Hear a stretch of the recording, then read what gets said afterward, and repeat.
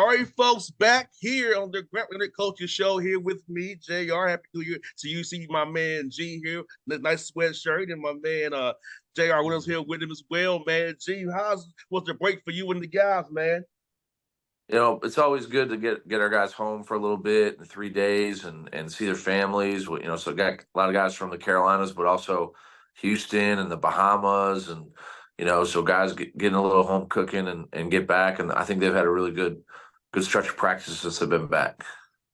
And G and JR, how was it trying to keep the guys in rhythm, but at the same time get them a break so they get them back there and shake? You know how it is. You don't play for some days. You could be out of shape. So how's it been trying to get them reacclimate to basketball, man? JR, you took this? Yeah, it was good, man. It's always good to get the guys away. Then they come back hungry, with a fresh mind, clear mind, ready to get on with that next game. So I think the break kind of helped. It didn't take them that long to get back in the rhythm because guys were excited to be back around basketball. No doubt, man. You know what? You guys have an exciting stretch here. You played Winthrop, which is a kind of a battle of the area there. You played at Mercer down the street from me here. You got with the Duke and Clemson. So talk about that, G. Now, what the results you wanted, those experiences that you guys got to get on the road on in the ACC, level that they probably all strive to want to be at, but being the players they are because they are. How fun was it, though, what the results you all wanted down there? Yeah, first with the Winthrop game, we were on the road and we were up most of the game and just couldn't finish it off. But I thought our guys played really well. So we left that game feeling pretty decent. Then we had App State at home. App State was phenomenal. Sold out arena, and they were the number one defense in the country at the time, and we did a great job scoring on them. We just honestly struggled to keep them from getting to the basket. And then from there, Mercer, right during the end of finals, I thought our guys were kind of a little spacey. We were up 10 in the first half, and then just kind of really struggled the rest of that game. And now then after that, Clemson and Duke, you're talking about our first time ever playing ACC teams, in our Division I era, and played back-to-back ACC teams on the road, nationally ranked. I thought we had really good stretches. We actually won the second half versus Clemson. We had about a 23-minute stretch versus Duke where we played really close to even. And what we have to do is take those positives from those games, what we were doing well and no stretches, and get it to conference play where we're playing like opponents, but keep some positive momentum and some things that we learned in that process. No doubt, G and JR. Tell me, for you all from the beginning of the season now league, what's the things you really made you all happy with the guys for us there, your progression and improvement in certain areas, you all stressed every day, your practice getting 1% better?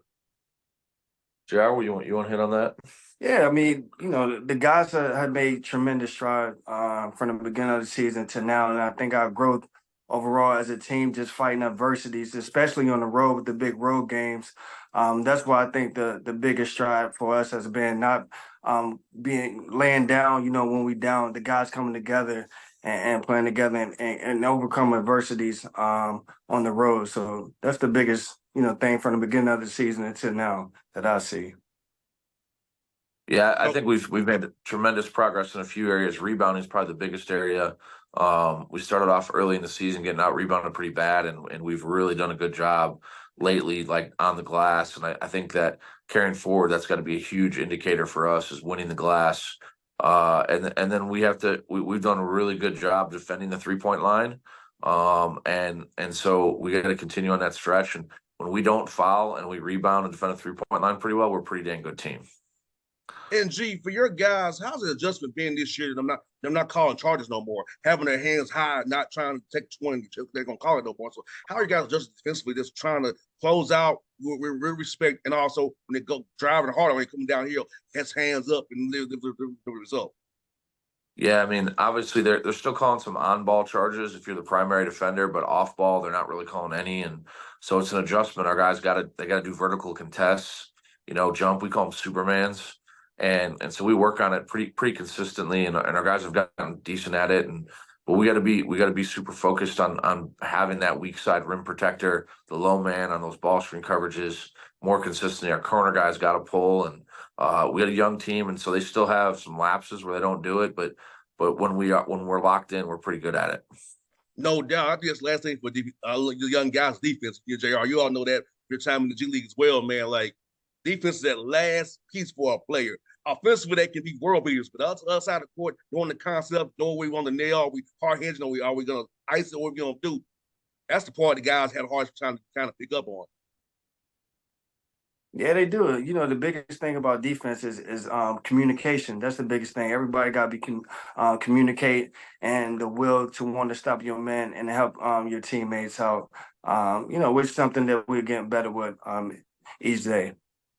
No doubt, man. And geez, also looking at your your non-league, it's one of the top strength schedules, in my opinion, in the A-Sun. So you've played some tough team challenger guys. You and JR and your staff have done a good job. So knowing that you're going to be playing like-minded opponents now, look, it's knowing what you went through that gauntlet, excited for this A-Sun run through March, hopefully to get to win this title, man. Yeah, I mean, I think that's the biggest thing. I think last year our schedule was a little bit easier, and I'm not sure that we were prepared for the physicality of the A-Sun. This year, we could be a little bit over-prepared in a good way. I don't think anyone's size, length, or physicality is going to shock us at all when we get into league play. And so I think our guys are going to be actually excited to get into league play because I think they're going to see that they're ready and they're prepped and ready to score in those environments and to be able to handle the grind of what the A-Sun plays like. And G and JR, talk about this, man. You know, you got a new coach at Kennesaw State and Antoine Petway playing at Kennesaw State on Saturday up at the Convocation Center up there in Kennesaw. So what do you see from those guys on the film? What do you see from Antoine Petway to takes over his team and finds his way now? Yeah, you can definitely tell he brought a lot of Alabama style with him. You know, they're number one in pace and play in the country. They're 80 possessions a game, which is a lot. You know, we're 35th in the country in pace, which is in top 10%. So you're going to see a fast game. Both teams stylistically very similar, trying to spread you out. A lot of 5-out. You know, very similar to an NBA game. Shooting a good portion of our shots from three, and then at the rim, and so not a ton of mid-range stuff. Very quick hitting NBA actions. And so Coach Petway's done a really good job with that team and taking it and making it his style. And so really I think the game's going to come down to which team makes the least amount of mistakes. You know, we talk about turnovers, missed free throws, fouls, those type of things, because in this game, I think both teams are going to have very similar type of shots and shot charts and shot selection. And you know what, you all are no strangers to playing it at the KSU Convocation Center anyway. So you play them tough yourselves, tough games. So it's not your guys know how to play there. It's going to be rock. It's going to be doing the owl champ. Guess what? You all played there and you played your butts off to win that game and won a game there tournament. So I feel like you guys. That's like your second home for you guys, man. Exactly. Exactly. No doubt. And JR, I'm asking this, man. Talk about this, man. But you always have to ask guys this play ball. At what point in your career overseas you think you're gonna try to get into coaching, man? Man, I think I knew once I left school. You know, after I finished playing basketball, I knew I wanted to get into coaching because the relationships I had with the players when I was playing, it was kind of a coach-player style anyway. So I knew once, you know, I was done with ball, then I was gonna, you know, that's something I wanted to do. No doubt, man. You know, it's like a lot of times for us guys, man, who play ball, man. You know, I never thought I'd be in radio after playing football, but I am. You know, you want to get the coach. Like I had no plan after football. So like for you, man, it's about that for young guys out here who play ball, man, having a plan after the ball starts bouncing. It's all gonna stop for us one day. Now I didn't have a plan, but I got lucky in where I am today. But talk about having a plan after you get through playing ball, man. Definitely. Once I knew my career was winding down, that's when I started reaching out and making my connections. You know, just going back to, you know, old coaches I used to play for and even guys that I played against that was into coaching, just, you know, picking their brain about the ins and outs of everything. So I say probably like my, you know, third year when I knew I was going to stop, that's when I started making those connections. But you need to start early, though, man. The earlier, the better. No doubt. And in your playing career, did you maybe start trying to think as a coach, like was breaking down film, trying to develop your skills, helping your teammates? So when you was even playing, we talked to kind of actually be a player coach almost to a degree, or you just kind of like I'm still just play and then do what I'm doing right now.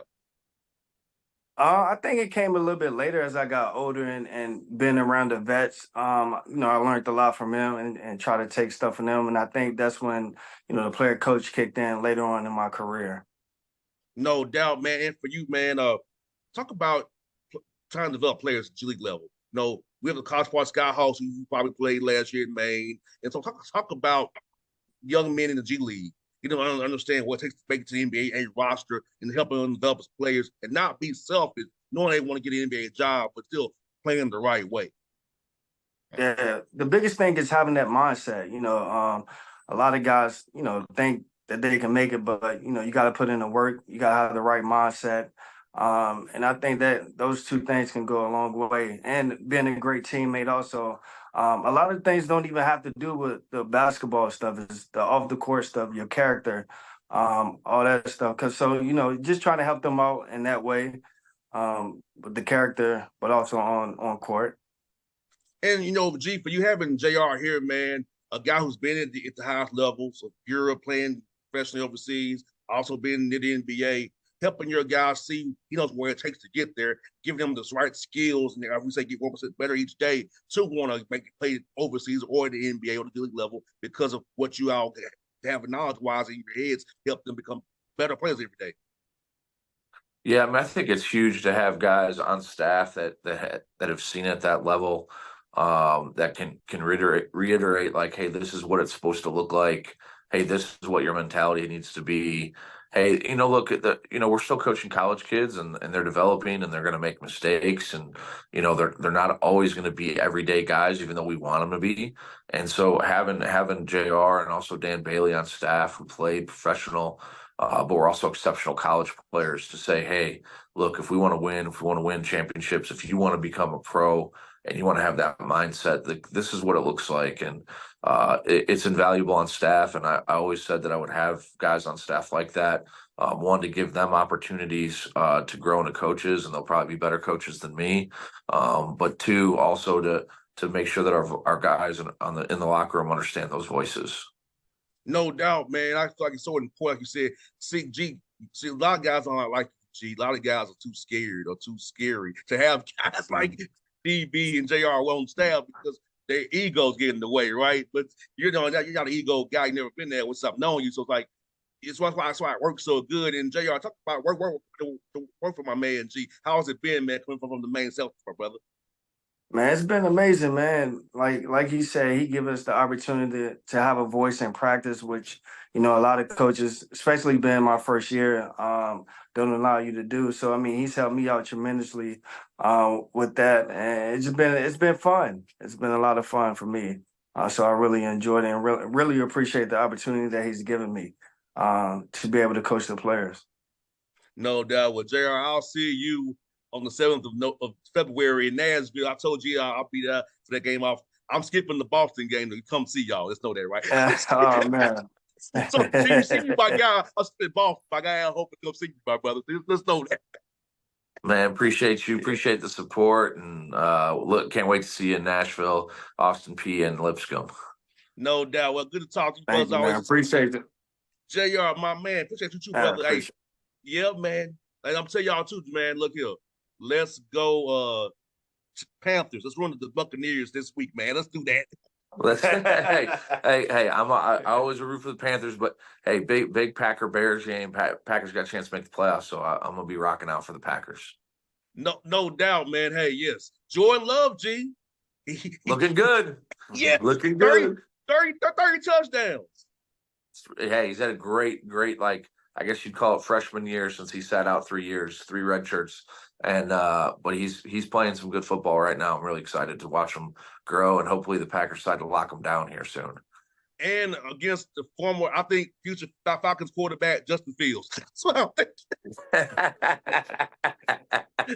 think is gonna happen, man. Falcons quarterback Justin Fields coming. Hey, good talk to you guys. We'll see y'all guys soon, man. Appreciate it. All right, appreciate you. All right. All right.